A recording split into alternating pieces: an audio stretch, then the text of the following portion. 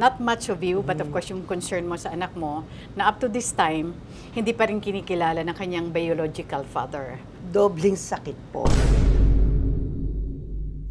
Siguro panahon na po na bigyan na naman ng leksyon ang isang tulad ng tatay ni Angelo. If your father is watching right now, anong mensahe mo sa kanya? My message to my father is, Kung sakasakali lang, dumating yung panahon na ang tatay mo na mismo ang lalapit sa'yo, will you still accept him?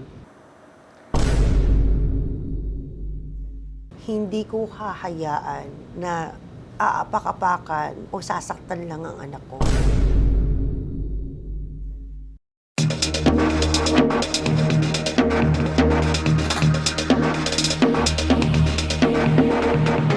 Magandang araw, Pilipinas, at sa ating mga kababayan sa ibang bansa. Welcome to TikTok with Aster Amor. Sa araw na ito, mga kaibigan, ay sino naman pong special na celebrity ang ating makakakwentuhan. Actually, may pagka-controversial at ito ang aalamin natin. Dating miyembro ng That's Entertainment, singer, actress, at public servant. Mga kaibigan, let's all welcome Angelica Jones. Hello po, tita. Magandang araw po.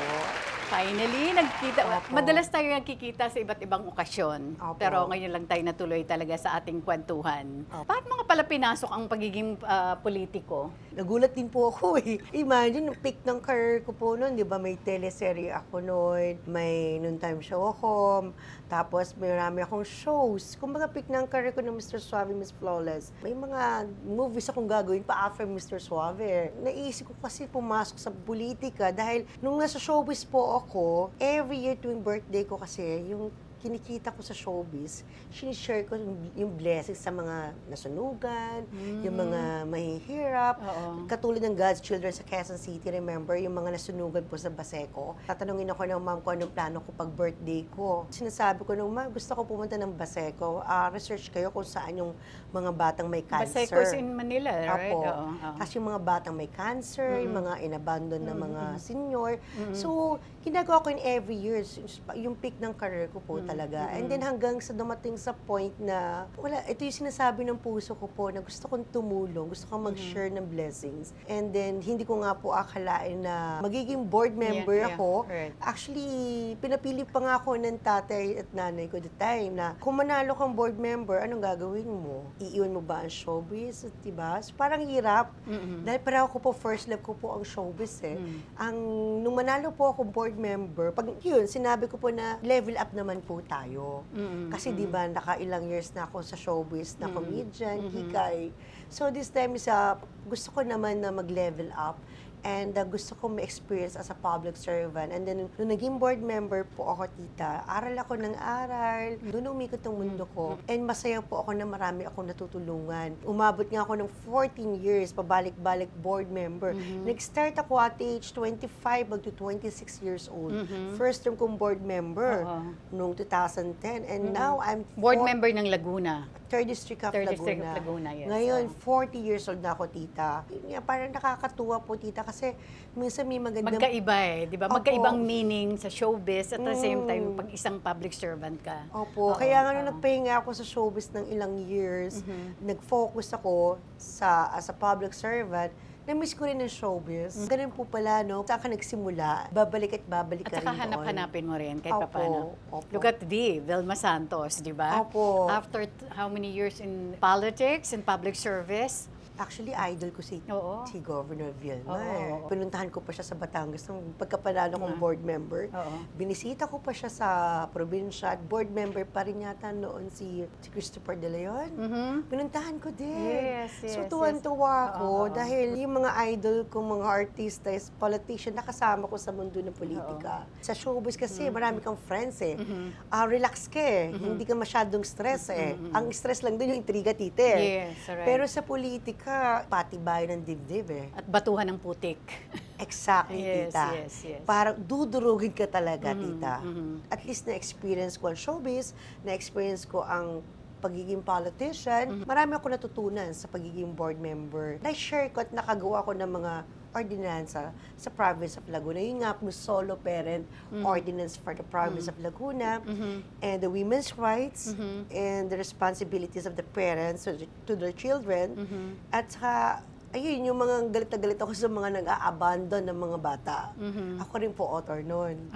Umpisahan muna natin si Angelica Jones bilang bata. Kumusta ka as a kid? Bata pa lang po ako is breadwinner po ako. And Ilang taon ka nun? I think 13 years old po. 13 years old. Nag-start kasi ako sa Dots Entertainment at age 13 years old. Actually, ayaw ng parents ko mag-artista ako. May business po yung mom ko. May sa Angelica Salon, may Fruit Stand, may RTW, may facial care. So, may mga business po sila ng parents ko. Kaya po ako nag-artista dahil nakita ko po yung nasunugan kami, nakita kong paano nakawan yung magulang ko, naawa ko sa mom ko. So, tumingin ako sa salamin, tita, na balang araw magiging artista rin ako. Itong pagiging artista, itong way ko para makatulong ako. Only child ka Family lang? ko. 4 po kami. Okay, pangilan Only- ka sa apat? Pangatlo po ako, only girl lang po ako. Nag-start po ko as commercial model. Natatawa nga ako, tita, doon sa San Pablo nga po. Is, di ba, uso yung mga fiesta sa San Pablo City. May mga artista dumarating doon, mga taga-dats. Ako yung sumisigod doon, yung fan na nagpapa-picture, nagpapa-autograph. Tagahanga ka nun? Tagahanga Oo, ako. oo. So, tuntua ako pag nakakakita ako ng artista. Hindi ko rin po akalain na, tita, na ako magiging artista. Sa Dots Entertainment, may nag-invite lang po sa akin doon na manood. And then, din po, nung nakita lang ako ni Tito Germs, tinanong niya akong gusto ko po mag-artista. Siya po naging daan. So nakita ka sa audience, parang Opo. si Donita Rose. Opo. Di ba? Okay. Nanonood lang po talaga ako. May kaibigan po ako na sa Tuesday Group. Pagbalik ng kaibigan ko from Tuesday Group, gulat na lang siya na member na ako ng Dots. Paano daw nangyari yun? Nanonood lang daw ako sa audience. Kumbaga tagahanga lang ako. Tinanong niya ako, itong pinakagusto ko kay Tito Jerz na nakakamiss po sa kanya. Bakit gusto mong mag-artista? Sabi ko kay Tito Jerz, nung bata pa ako, Tito Jerz, ko ako yung magiging artista, matutupad ang pangarap ko dahil sa inyo po, kayo magiging daan para maging artista ako. Dahil sa pagiging artista po, ito pong daan ko para makatulong po ako sa aking pamilya. Tapos, nagbulungan sila ni Tito Corbs, kinakabahan po ako. Akala ko pakakantahin ako, tita, hindi pa ako marunong kumanta that time. So hindi ka in-audition? Kung hindi na po, and then sinabi po sa akin, Tito Corbs, Angelica, start ka ng Monday. Oo. Parang alam mo yun, parang na, isang matalang nakikita ko po yung mga kasabay ko, nag-audition po talaga, kumanta, sumayaw. Ako, in-interview lang. So, hanggang sa mamatay si Tito Jerz, inutang na loob ko po talaga yan, tita. At saka, natutuwa po ko sa kanya nung nanalo po akong board member, first term. Pinatawag po niya ako sa Kuya Jerz late at night. Binigay niya po ako Walang ng award tulugan. na walang tulugan. Ang binigay niya po si Isko. Isko. And ako, kaming dalawa. Sobrang saya ko dahil sa dami-daming artista and politiko. That time kasi noon, vice mayor siya. Ako naman, first board member. Binigyan kami ng award, ng youth award ng Kuya Jerz. Kasi proud siya. Proud na po siya. Nagsimula sa Dutch Entertainment, ito yung mga Opo. ito yung mga produkto ng Dutch Entertainment. May isa po oh. siya sinabi sa akin, Titer. Kung ano man daw marating, huwag daw magbabago. Dapat. Always be humble. Yung kasikatan kasi nawawala Temporary yan. yun Temporary eh. Yes. At alam naman natin na walang permanenteng kasikatan. Totoo. Kahit physical or name, lahat nawawala yan eh. Isa lang hindi nawawala, yung pagmamahal ni Lord sa atin. Sinong nagbigay sa iyo ng screen name mong Angelica Jones? Meron po nagbigay na isang director po. Ang real name ko po talaga, Angelica Alarva. Yes, I know that. Banaag yung mother mo, di ba? Oo. Akala nga nila Oo. nag-asawa na ako. Sabi ko, no, I'm single. Oo. Kasi yung Alarva, apelido ng tatay ko. Ang mom ko, Banaag. Yes. Batanggenya, tatay ko naman taga Laguna. Dahil mayroon pong gagawing movie at nakita po nilang bata pa lang ako, tisay na daw ako. Sabi nila bagay sa akin, Angelica Jones. So, sinong director ito? Tatay ni Alan Ortega, si Director Ortega. Siya po yung nagbigay ng apelido po sa akin. So that's entertainment po. Bago ako mag-start nun, kinuha nila ako as a commercial model. Alam niyo ba ako naging commercial model? Model ng anong produkto? Sarah Lee. Dahil nag-research, si Carla Sagasi kasi is naghahanap ng partner. Pinakita na yung mga pictures ng mga bagong models, yung mga ano. So, napili po ako ni Carlos Agassi doon. Nakita niya ako doon sa picture. Ako po yung napili niyang partner sa Sara Lee. So, yung first ad model ko, si Carlos Agassi. undergarments. Oh, Opo. okay. Tapos yung nag-start na po yung Pure Foods, mga iba't ibang commercials. Yung mga commercials po marami akong nagawa nung bago po ako makilala ang Angelica Jones. Sino ang nagbigay sa iyo ng tag na Miss Flawless? Yun, di ba host po ako sa MTV, ang saya-saya? Yes. Roll it.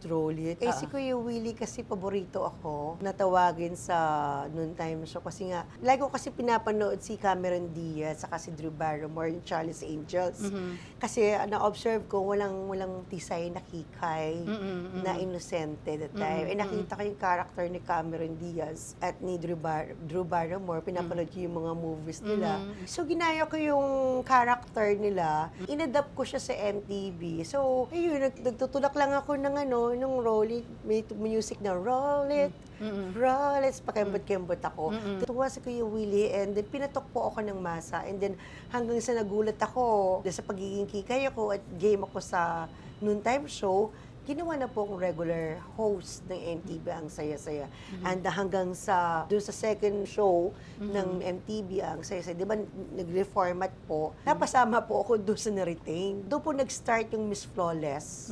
Yung Mr. Suave kasi yung movie ko, di ba, yung kanta niya, yung Mr. Suave. Yung Bong Navarro ba? Bong Navarro po, first movie ko po, and first leading man ko po siya. So, nag-usap kami ng management, ng Star Cinema, Star Records, na bakit hindi ako gumawa ng Miss Flawless na parang Mr. Suave. And si Lito Camo po yung Nag-compose. Ang ginawa ko, titing kinanta ko Miss Flawless, kinikay ko po talaga siya. Kung ano yung character ko sa TV, in real life, yun inadapt ko sa music. Hindi ko akalain na magdo-double platinum siya. So, nag-hit. And nag-hit. Ayun, naging pa-contest na siya sa ABS-CBN. Na marami talagang gumaya. At hanggang ngayon, talagang kinakanta pa rin yung Miss Flawless. You were still very young kasi I think 25 years old ka lang nung pumasok ka sa politika, right? Apo. Oo. Tumakbo ka as a board member, 3rd District ng Laguna. Apo. Nakapag-serve ka ng 3 terms and then bumalik ka. So, Apo. another term. So, naging 14 years. But there was a time tumakbo ka as Vice Governor ng Laguna. 2016 po. 2016, pero hindi ka pinalad. Opo. Hindi po ako pinalad that time. Hindi that time na namatay yung dad ko sa pancreatic cancer. So, sabay-sabay po yung failure ng 2016 po yung isa rin sa pinakamasakit kong memories. So, you lost your father in Apo. 2016. 2019 po, tumakbo po akong board member uli. But you won. Nanalo po ako as number 1, landslide. Yes. And then, because last term na po ng congresswoman namin, and ang tagal ko na po sa politika, tumakbo po akong congresswoman itong last election. But I lost last election. Pero it's okay, tita. Iniisip ko na lagi na, siguro hindi para sa akin. May nakalaan na plano na mas maganda para sa akin si Lord. At nagkaroon ka ng chance na balikan ang showbiz career mo. Opo, tita. Diba? Kasi nga, hindi ko na ba iniwan, pansamantalang Yes, na huminto dahil busy ako sa political career ko. Ang daming offer po noon Kaya lang hindi ko po matanggap that time kasi nga po, piniriority ko yung mga constituents ko sa district ko dahil nakafocus ako sa office, nakafocus ako sa mga... At saka sinumpaan mo yun di Opo, ba? parang kailangan po ko ng constituents ko. Nagulat ako na nag-guest na ako sa GMA7, yung Wish Ko Lang, Tadhana, Family Feud, And then you have a movie. Loyalista movie, and then Magic Heart, sunod-sunod na tita. So, tapos nagugulat na lang ako, tita, na yung mga movies na mga role ko ngayon, matured roles na, mother na, at Mother tita, roles na. sosyalera na. Yes. Hindi na siya kikay. Oo. Kaya nakakatuwa So parang naman po. may transformation na yung personality mo. Opo. Pero kikay ka pa rin naman in person, right? Opo. Hindi mo naman nawawala because that's you Kikay in a way, in a good way. Hindi naman kikay na, di ba? Ang gulat ako, tita, kasi gustong-gusto ko yung mga roles ko. Sabi ko, finally, kung kailan ako tumanda, saka pa ako nagkaroon ng role na very challenging May na laman role, na yung na mga may role laman mo. na. Oo. And yung talagang ito yung pangarap ko noon na merong drama naman. Noon ko palagi sinasabi, tita, nung bata ako na, kaya ako bibigyan ng break sa pag-iyak. Hindi, siguro, at that time before, kasi doon ako pumatok sa masa, yung pagiging kikay at yung pagiging Parang comedy roles. comedian po. And ngayon po, As a serious actress as serious naman. actress na po ako, nakikita nila yung pagiging seryosong artista na ako. Babalikan mo pa ba ang politika? Tita, hindi ko po sinasarap po ang pintuan. Hindi ko sinasabing, oo, hindi ko sinasabing hindi. Sabi nga enjoy the moment. Di ba? Yes. You just enjoy the moment na masaya ako ngayon sa showbiz, na-miss ko to, at matagal na ako hindi nakakagawa ng mga, yung dati hindi ko nagawa na magagawa kong gumawa ng movie, ng TV shows. Kasi minsan, tita, ayaw kong magplano Minsan yung plano na natin hindi Hindi natutupad. natutupad, yes, At correct. yung hindi natin plano, Yun ang si Lord ang nangyayari. nangyayari. Tignan niyo, tita, nakailang beses na akong board member, number 1. Hindi ko pinilano yan, tita. Pero nagplano ako maging vice gov, nagplano po ako Hindi na nangyari. kong. Hindi nangyari, tita eh. So, ibig sabihin, parang sinusurrender ko na lang kay Lord kung ano yung makakabuti sa akin at sa tingin ni Lord na kung ano yung mas maganda para sa akin. Banggitin na natin ang pangalan. Naging boyfriend mo noon si Bobby Yan. Opo, si dating former consular Bobby yan, kapatid ni Rico yan. Yes, Direk Actually, may Rico issue yan. nga sa Budget Hurts, tita. Dapat, si Bobby yan po yung partner ko sa movie. Oh, what happened? Oo. Biniro ko si sabi sa akin ni Direk Gabi, Angelica, may movie tayong gagawin. Iyakan to, mabigat to. Bagay to sa'yo. Gusto ko sana, kasama mo dito si Claudine Barreto.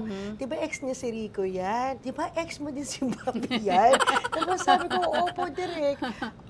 Okay lang man na na siya na lang partner mo sa movie. Sabi ko kay Direk, delikado po. Bakit? May nakaraan po kasi kami. 3 years na naudlot noon. Kung buong bata pa ako. Oo. And wala na po akong communication kay Bobby.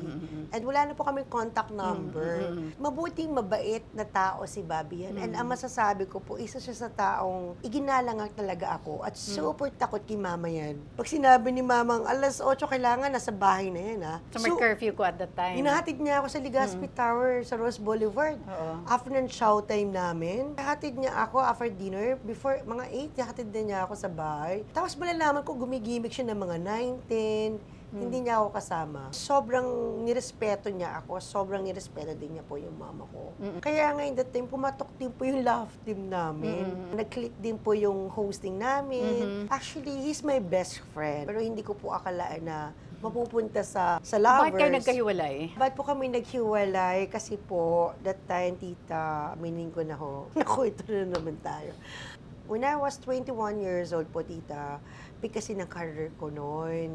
Siyempre, 3 years po kami.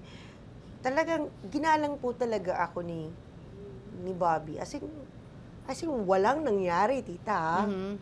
Dahil he promised to my mom na ihaharap niya ako sa altar. That time na yun, ilang taon na nun yan? Mga 10 years o 15 years. 10 years po ang gap namin, o 15 years. So parang noon, parang gusto niya magpakasal. Sabi ni mama, hindi pwede ngayon, bata pa anak ko. Kapag 25 years old na siya, sabi ng mama ko. So at that time, 21 ka pa lang? Or, Oo, 21 lang ako noon. Ilang years pa siya maghihintay, tita? Ilang taon na siya noon?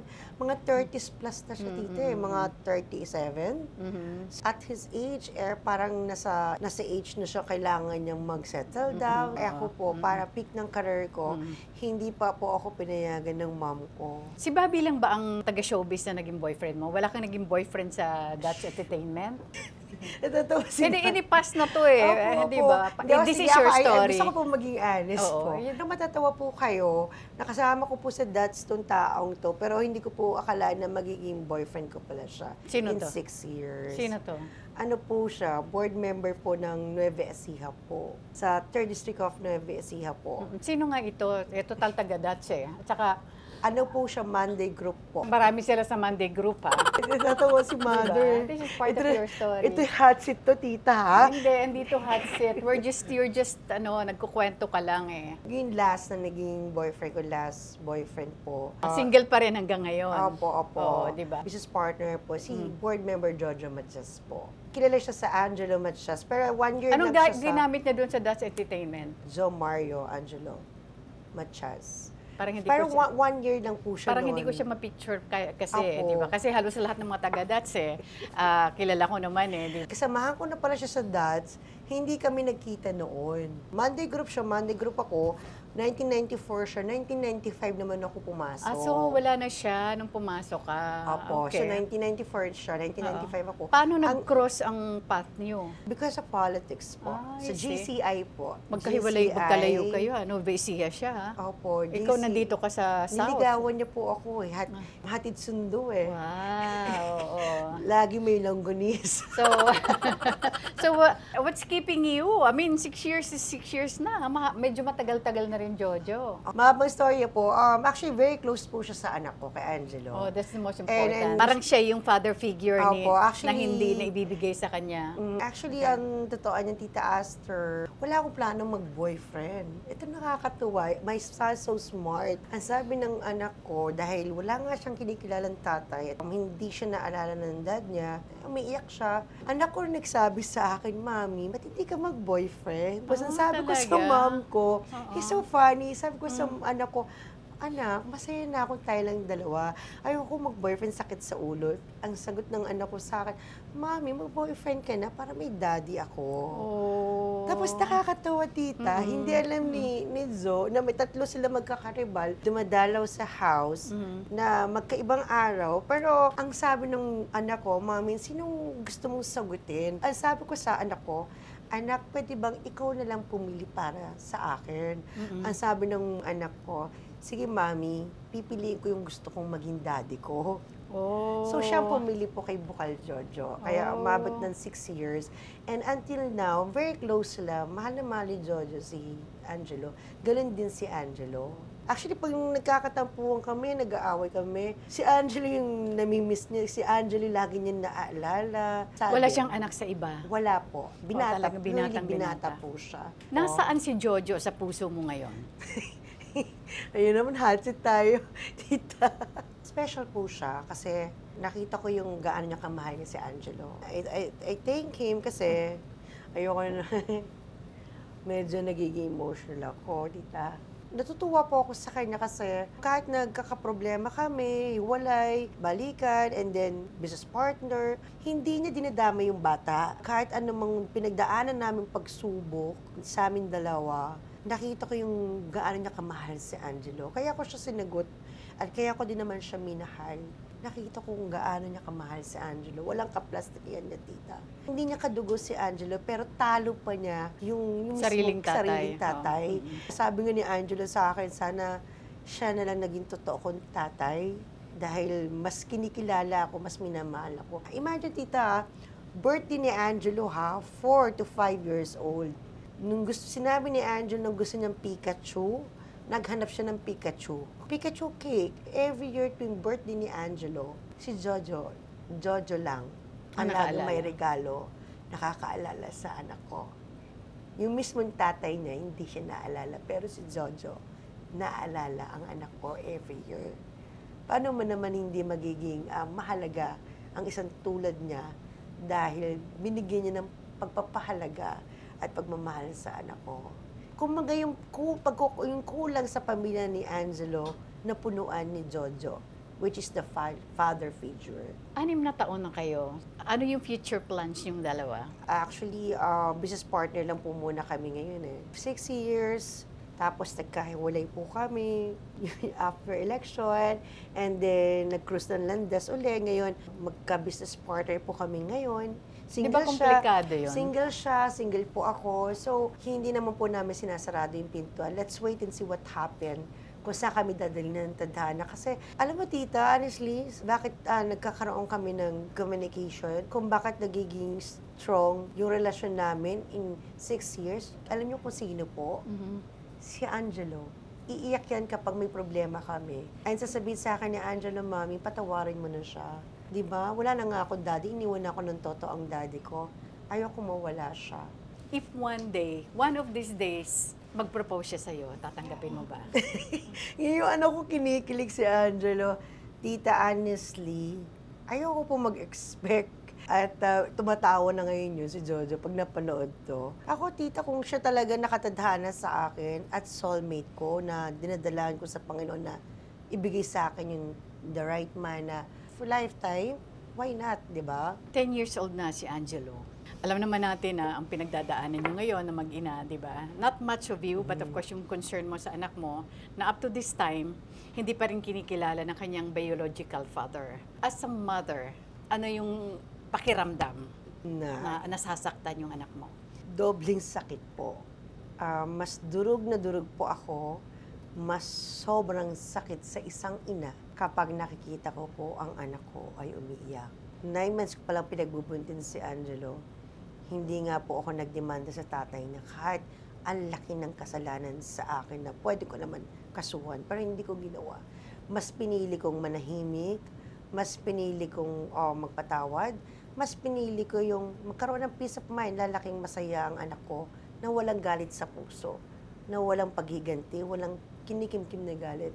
Kaya lang ho, gayong 10 years old na siya, nakikita ko sa kanya kung paano siya umiyak, masaktan, mas dobleng sakit po para sa akin. Nagkakaisip na kasi. Opo. Oo, iba ng ano So, niya. hindi ko na po hawak ang isip at puso ng anak ko. Dahil hinayaan ko yung nangyayari before, po hindi po ako nagdemanda, wala akong ginawa, wala akong sinabi.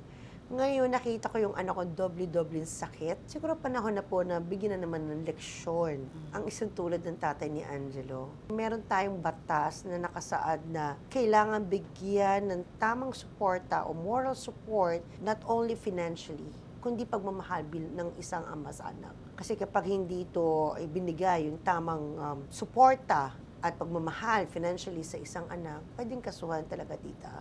Kaya kung may batas ang Diyos, may batas ang gobyerno para ipagtanggol po yung mga batang hindi kinikilala ng kanilang ama. Since birth kasi hindi pa nakikilala ni Angelo ang kanyang biological father. 'Di ba? At syempre iba na ang maisip na siya, nagtatanong na siya, gusto niya makilala ang tatay niya. I know nag-reach out kayo, especially your son, sa kanyang tatay. So what happened? Yun nga po, nag-reach out po talaga yung anak ko na through text, hindi siya sinagot, message sa messenger, hindi siya nireplyan, tumatawag siya, nagme-message siya, walang sumasagot, hanggang sa binilak siya sa cellphone. So masakit para sa bata po talaga. Kaya yung anak ko na lang po, ngayon lang po siya nagsalita. Kasi sobra naman po yung sakit na ginawa sa kanya ng ama niya na bilang isang anak, kilalanin siya bilang anak dahil kadugo naman po niya ito.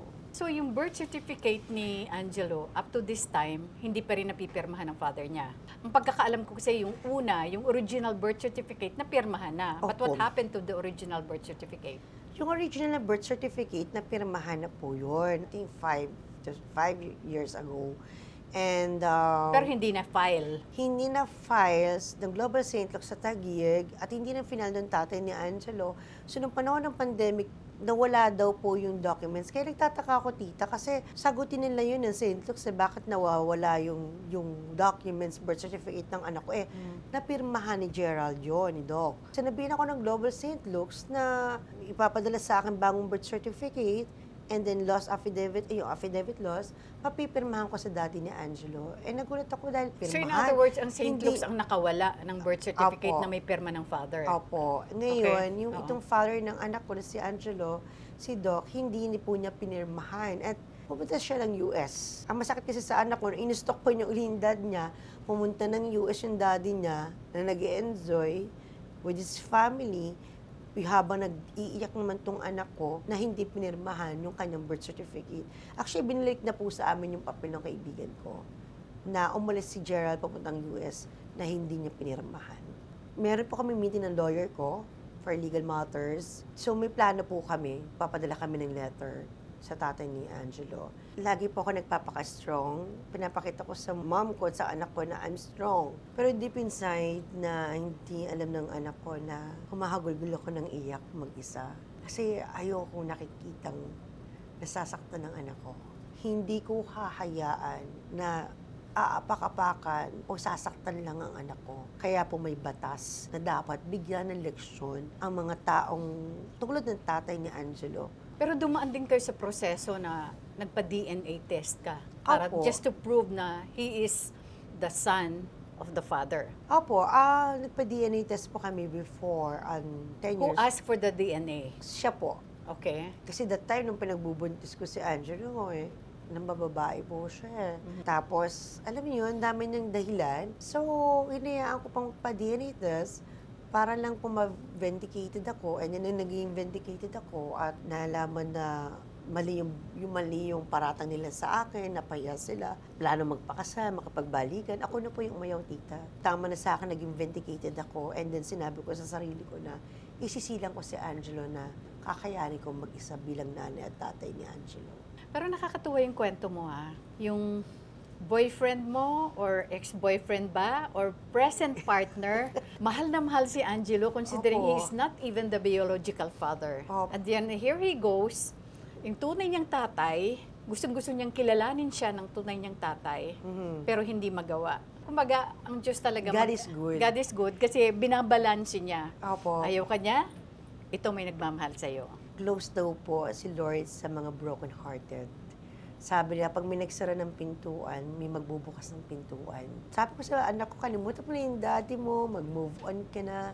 Kung hindi ka kayang tanggapin ng dad mo, marami nagmamahal sa'yo. Nandiyan si mama, ako, si Jojo. So, marami kami nagmamahal sa'yo. So, ang isipin mo yung mga nagmamahal sa'yo. Hindi mo na Appreciate yung kailangang value. ipagduldulan ang sarili mo sa mataong ayaw sa inyo. Opo, Di opo. ba? Oo. At his age na 10 years old, napaka-matured niya sumagot. Ang dami niyang alam niyang sikreto sa akin. Para kami mag-ate. Sabi ko kay Angelo, anak, mami mo ako. Hindi mo ako ate. Naakala niya si Mama Bet naman yung mama niya. Mama niya. Sabi ko, anak, si Mama Bet ay lola.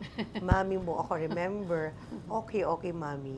Actually, masaya kami ng mama ko at ng anak ko. Kahit simpleng buhay, ang mahalaga, may peace of mind at masayang pamilya.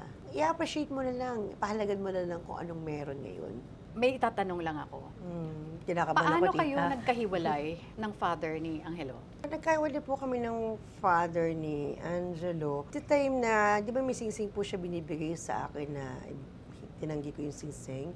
Hindi ko po tinanggap. And then, ang gusto niya magpakasal na tinanggihan ko rin po siya. O baka doon nagalit sa'yo? Kaya, tita, paano ko naman di tatanggihan yun? Pina-DNA test naman yun si Angelo. Okay. So, syempre, that time na yun, parang Parang he just wanted to make sure na parang- anak niya to. di ba sigurista? It's Okay, very okay. unfair, Oo. tita. So parang nasaktan ka Opo, doon. love is Oo. unconditional, tita. Oo, Hindi mo oo. dapat pwedeng pagdudahan. Oo. Hindi mo pwedeng pagbintangan. Kung totoong mahal ka. Opo. Oo. So, naging sigurista. So, sabi ko, tita, hindi ganun ang tunay ng pag-ibig. Kasi, kung mag-aasawa ko, tita, kung magpapakasal ako, gusto ko unconditional love. Kung mahal ka, pakakasalan ka na agad. Hindi yung gusto mong magkaanak muna bago ka pakasalan. So, it's very unfair yung para sa side ko. So parang engagement ring yun. Opo. Oo. Which you declined. Yes, tita. Oo. Kinalimutan ko yung mga mapapait na masakit na nakaraan. Gusto ko na pong isipin niyo yung puro positive na lang po, tita.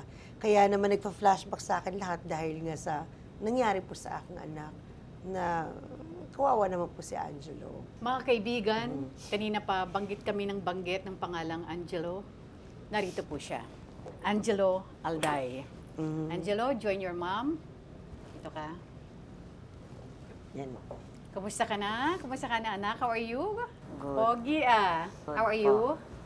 Very good. Very good. That's good. Kung sakasakali lang, dumating yung panahon na ang tatay mo na mismo ang lalapit sa'yo, will you still accept him?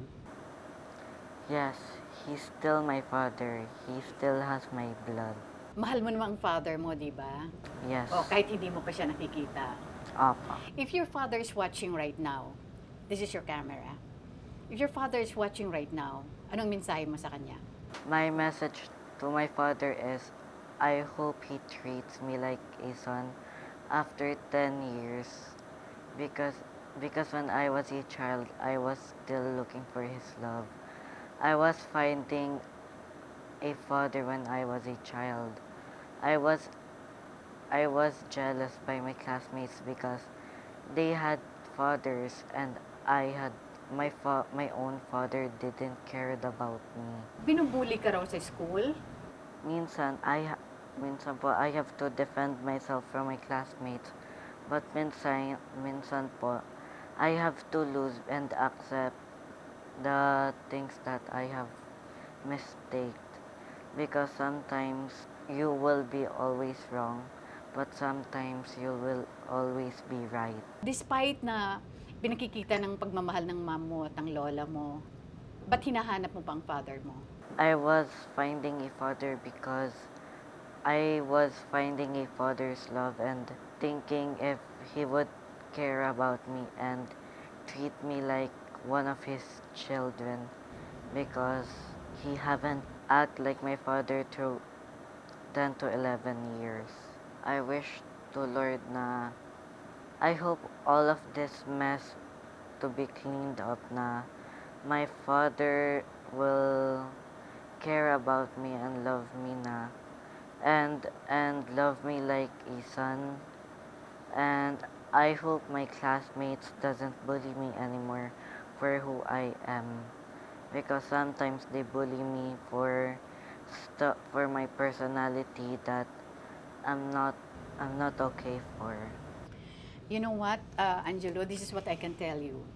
Pag binubuli ka ng mga classmates mo or ng mga ibang tao, porket wala kang father na nakikita nila, huwag mo silang papansinin. Okay? And don't even cry. Don't even fight. Okay? Just pray. What's important is that isipin mo lang maraming nagmamahal sa'yo. Your father might not be around to take care, to look over you. Pero maraming nagmamahal sa'yo, lalong-lalo ng mami mo, saka lola mo, di ba? So, wag mong hayaan yung ibang tao na apihin ka. Wag mong hayaan yung ibang tao na ibuli ka. Okay, just pray for them. Gwapo mo eh, di ba? Pwede kang artistahin eh. And who knows, one of these days, isa ka ng celebrity. Gusto mo ring mag-artista? O, di ba? Like your mom, di ba? Okay, one last message mo to your dad. You're still my father and I still love you. But I still hate you for not treating me like a son for 10 to 11 years and haven't signed my birth certificate. The only thing you could have done for me is just sign my birth certificate and fix all of this mess and treat me like a son and one of your children. And I would still love you if you treat me like a son. If your daddy Jojo is watching, anong mensahe mo sa kanya? Ibang smile mo ha, pag si Jojo ang... Oo, ba't ibang smile mo? Napansin ko yun ha. Napansin mo rin po pala Oo. yun. Daddy Jojo, thank you very much for being a father figure to me for all of these years and thank you for taking care of my mom kasi she has been very happy with you and me because happy siya na kasama ka niya through all of these years and happy din ako na tinulungan mo ako to all of these years and loved me just like a son and loved my mother. Anong message mo for your mom? Ako kinakabahan, Tita Aster, ako kinakabahan sa mga sasagot ni Angelo. Okay. Anong message mo for your mom? Mommy, thank you sa lahat. You have been my father and mother to all of these years. Even though my father didn't care about me, ikaw yung naging father ko at nanay ko through all of these years. And I am very thankful for that na nagagawa mo sa akin lahat na nagugustuhan ko. Thank you, May. I love you. Sabi ko, mapapayak mo na naman ako, anak. Yung Basta message for ikaw. your son. Naano tuloy ako, na-speechless ako, tita. Yun, anak, thank you for Thank you for the love. Thank you for understanding. Thank you for caring. And he's my little doctor na siya nag-aalaga sa akin pag may sakit ako. Kasi ilang years na ako nagkakasakit, wala nag-aalaga sa akin, kundi si Angelo lang. And thank you, anak, dahil sobrang swerte ko sa'yo dahil I work hard. Di ba, ang usapan kasi namin ni Angela, I work hard and study hard. Ako yung tatay at nanay, maghahanap buhay. Kahit maghanap buhay ako, pag-uwi ko, ang iregalo sa akin ng anak ko, medalya, grade. So, sobrang, di ba, priceless, Tita Aster, na sarap sa isang ina na kahit 24 oras ako magtrabaho, pero kung ganito kabait at katalino at kasipag, hindi nakakapanghinayangang gastusan, hindi nakakapanghinayangan na bigyan ng magandang feature si Angelo kasi hindi siya, kumbaga hindi siya katulad ng ibang bata na parang, alam mo yun, yung spoiled, parang pinapahalagahan niya yung paghihirap mo. Sobrang thankful ako kay Lord kasi nasa dami kong pinagdaan ng hirap, sacrifice, failure sa buhay ko, so many years. Isilang pinapasalamat ko sa Panginoon, tita. Nagkaroon ako ng anak na Angelo. Sapat na sa akin. Bonus na yung pag may pagplastri ng tita. Sa ngayon, masaya ako na may anak ako na Angelo na nagmamahal sa akin. At siya yung inspirasyon ko. Siya yung dahilan kung bakit ako nagsisikap.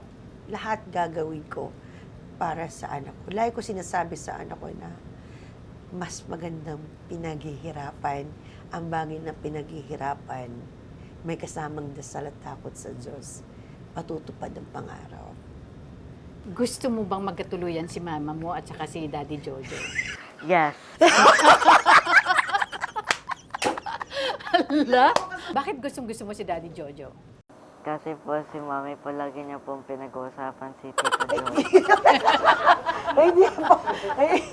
At love ng mami mo si Tito ba o Daddy Jojo ang tawag mo? Both.